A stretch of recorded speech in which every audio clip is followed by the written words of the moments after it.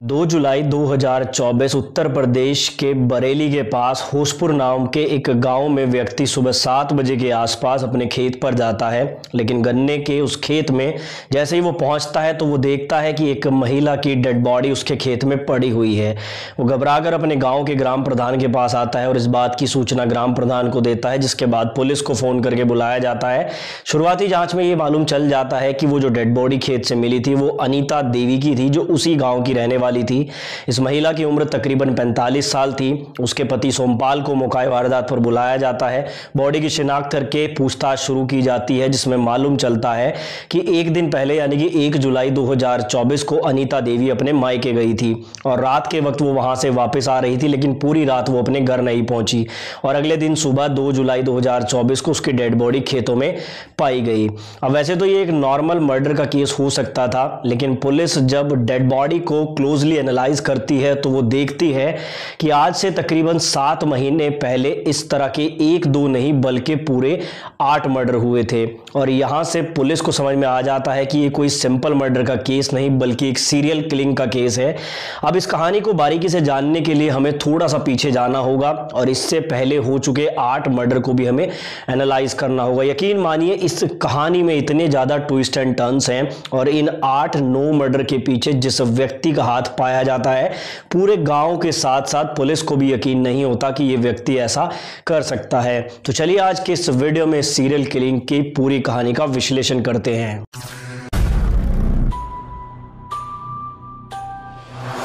तो इस पूरी कहानी की शुरुआत 5 जून 2023 से हो चुकी थी, जब उत्तर प्रदेश के बरेली के प्रतापपुर नाम के एक गांव में 50 साल की कलावती की डेड बॉडी मिलती है। पुलिस जब डेड बॉडी को एनालाइज करती है तो वो पाती है कि इस महिला की हत्या गला दबाकर की गई थी और गला दबाने के लिए उसकी साड़ी के पल्लू का इस्तेमाल किया गया था।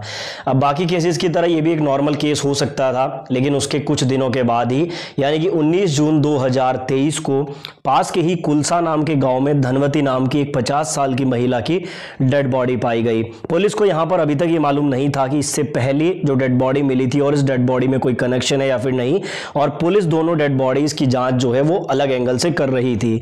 लेकिन पुलिस तब चौंक जाती है जब 30 जून 2023 को प्रेमवती नाम की एक 55 साल की महिला की डेड बॉडी आनंदपुर गांव में मिलती है, जो कि बरेली में ही पड़ता है।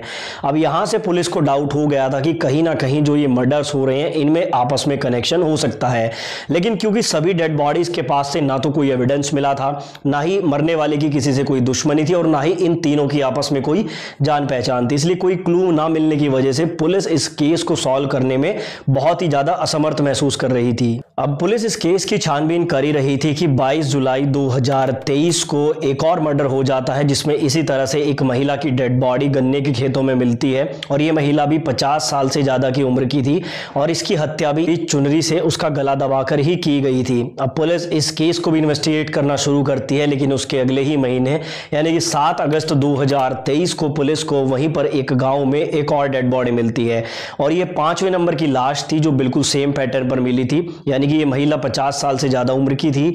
इस महिला की डेड बॉडी गांव के पास खेत में मिली थी और इस महिला का भी गला दबाकर हत्या की गई थी। इन सभी डेड बॉडीज में एक चीज कॉमन थी कि या तो महिला की हत्या उसकी चुनरी से गला घोट कर की गई थी या फिर उसके साड़ी के पल्लू से गला घोट कर की गई थी। यहां तक पुलिस को यह तो क्लियर हो गया था कि ये सारे केसेस के पीछे किसी एक व्यक्ति का हाथ है, लेकिन पुलिस को कोई भी क्लू ना मिलने की वजह से ये केस सॉल्व नहीं हो पा रहा था। अब क्योंकि बरेली में ये केस बहुत ज़्यादा हाईलाइट हो चुका था और कुछ भी करके बरेली पुलिस को इसकी इन्वेस्टिगेशन बहुत सीरियसली स्टार्ट करनी पड़ी और पुलिस ने 3 आरोपियों को गिरफ्तार किया। पुलिस को लगा कि शायद जिन आरोपियों को उन्होंने पकड़ा है यही असली आरोपी है, क्योंकि उन्हें पकड़ने के बाद कुछ दिन तक ये मामला थोड़ा सा शांत हो गया था।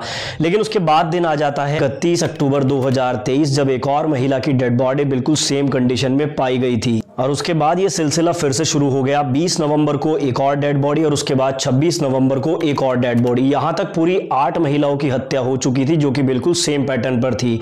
अब पुलिस को यह मालूम चल गया था कि जिन लोगों को उन्होंने अरेस्ट किया है ये तो कातिल नहीं है, क्योंकि इनके जेल में रहते हुए भी 3 मर्डर हो गए थे और इस तरह से 8 मर्डर की इस मिस्ट्री को सॉल्व करना बरेली पुलिस के लिए बिल्कुल नामुमकिन साबित हो रहा था। पुलिस को छानबीन से यही मालूम चला था कि इन 8 हत्या को करने वाला व्यक्ति बहुत ही ज्यादा शातिर है, क्योंकि ना तो वो पीछे कोई एविडेंस छोड़ता है और ना ही उस व्यक्ति को आज तक किसी ने देखा है।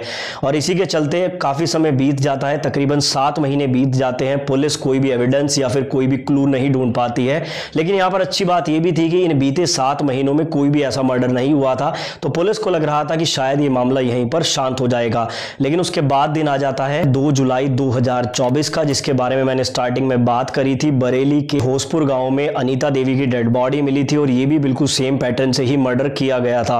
अब पुलिस को मालूम चल गया था कि जो भी इन हत्याओं के पीछे व्यक्ति है वो फिर से एक्टिव हो गया है और उसने अपने 9वें कत्ल को भी अंजाम दे दिया है। अब यहाँ पर पुलिस के लिए सिचुएशन बहुत ही क्रिटिकल हो गई थी और इसी के चलते पुलिस ने एक बड़े ऑपरेशन की तैयारी करी और पुलिस ने इस ऑपरेशन को नाम दिया ऑपरेशन तलाश। इसमें पुलिस ने टोटल 22 टीमें बनाई।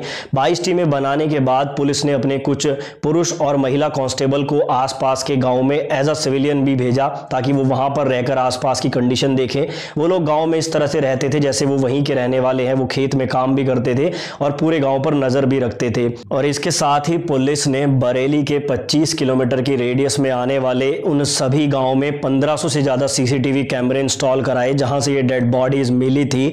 और इसी के बाद पुलिस को एक सफलता मिलती है। पुलिस को कैमरे में एक अनजान व्यक्ति दिखता है जिसकी शिकायत कुछ गांव वालों ने भी की थी, क्योंकि गांव में रहने वाले हर व्यक्ति के बारे में एक दूसरे को मालूम होता है, तो अनजान चेहरा देखते ही व्यक्ति पहचान जाता है। और इसी के कारण जो है पुलिस एक स्केच तैयार कराती है, क्योंकि कई सारे गांव में उस व्यक्ति को देखा गया था और इस स्केच को सभी गांव में रिलीज किया जाता है। साथ ही जहां जहां उस व्यक्ति को देखा गया था वहां पर अनाउंसमेंट भी की जाती है कि कोई भी महिला अकेले घर से बाहर ना निकले।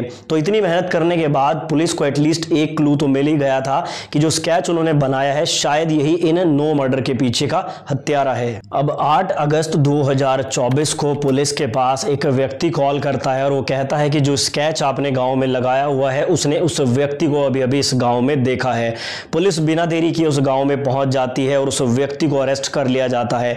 देखने से पुलिस को लग रहा था कि शायद उन्होंने एक गलत व्यक्ति को अरेस्ट किया है, क्योंकि जिस व्यक्ति को उन्होंने पकड़ा था वो थोड़ा सा मंदबुद्धि टाइप का था, यानी कि वो नॉर्मल लोगों की तरह नहीं था। पुलिस में पकड़े जाने के बाद भी वो पुलिस से बातें कर रहा था, पुलिस के साथ हंस हंस के बोल रहा था, बड़े ऑफिसर्स के साथ हाथ मिला रहा था। उसकी इस तरह की जो हरकतें हैं इन्हें देखकर पुलिस को लगा कि शायद उन्होंने गलत आदमी को पकड़ लिया है, लेकिन यकीन मानिए पुलिस ने बिल्कुल सही व्यक्ति को पकड़ा था। जिस व्यक्ति को पुलिस ने पकड़ा था इसका नाम कुलदीप गंगवार था। इसकी उम्र 35 साल थी और ये बाकरपुर गांव का रहने वाला था। इसके पिता बाबूराम ने बताया कि इसकी मां का देहांत बचपन में ही हो गया था, जिसके बाद इसकी सौतेली मां इसके साथ सही व्यवहार नहीं करती थी और इसी के चलते जो कुलदीप गंगवार है वो बचपन से ही थोड़ा सा मेंटल प्रेशर में था और थोड़ा मंदबुद्धि टाइप का भी था, यानी कि वो नॉर्मल लोगों की तरह बहुत क्लेवर नहीं था। 2014 में इसके पिता बाबूराम ने इसकी शादी भी करा दी थी, लेकिन 2 साल के बाद ही अपनी बीवी के साथ मारपीट करने के कारण वो इससे अलग हो गई थी, क्योंकि कुलदीप ने बचपन से ही ऐसा माहौल देखा था जिसमें महिला पे अत्याचार होता था, क्योंकि उसके पिता उसकी माता के साथ भी अत्याचार किया करते थे।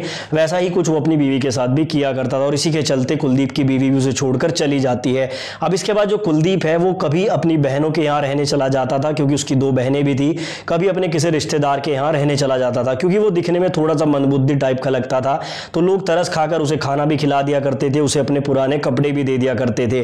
कुलदीप के पास ना तो कोई मोबाइल था, ना ही आने जाने के लिए कोई साधन यानी कि बाइक या साइकिल थी। वो पैदल ही सफर किया करता था और अपना जो सफर है वो सड़क के रास्ते से नहीं बल्कि खेतों के रास्ते से किया करता था। ये सारी जानकारी तो पुलिस को मिल जाती है, लेकिन अभी भी एक बड़ा सवाल ये बना हुआ था कि आखिर इन 9 कत्ल के पीछे कुलदीप का उद्देश्य क्या था। जब कुलदीप से पूछताछ की जाती है तो पहले तो पुलिस को यकीन ही नहीं हो रहा था कि यही असली कातिल है, लेकिन जब कुलदीप पूरी स्टोरी पुलिस को बताता है तो पुलिस भी यकीन करने पर विवश हो जाती है कि इन सभी हत्याओं के पीछे कुलदीप का हाथ है।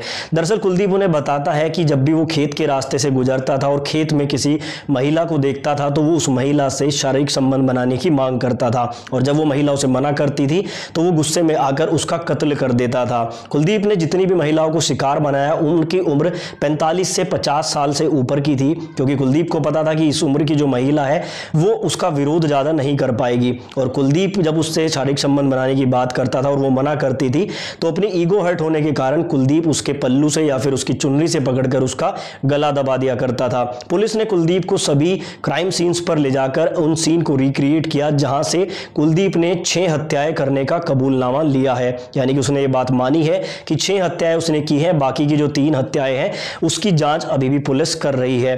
आसपास और गांव वालों का मानना है कि पुलिस ने गलत व्यक्ति को पकड़ लिया है, लेकिन पुलिस ने जो एविडेंस जुटाए हैं उनके आधार पर यही मालूम चलता है कि कुलदीप कुलदीप ही असली आरोपी है, क्योंकि हर कत्ल करने के बाद कुलदीप उस महिला का कोई ना कोई सामान अपने साथ ले जाया करता था, जैसे पल्लू का कोई टुकड़ा या फिर बिंदी या फिर सर में लगाने वाला क्लच आदि, और वो सामान कुलदीप के पास से पाए भी गए हैं। इसकी जांच हालांकि अभी भी चल रही है, लेकिन कुलदीप के अरेस्ट होने के बाद ये हत्या होने का सिलसिला रुक गया है।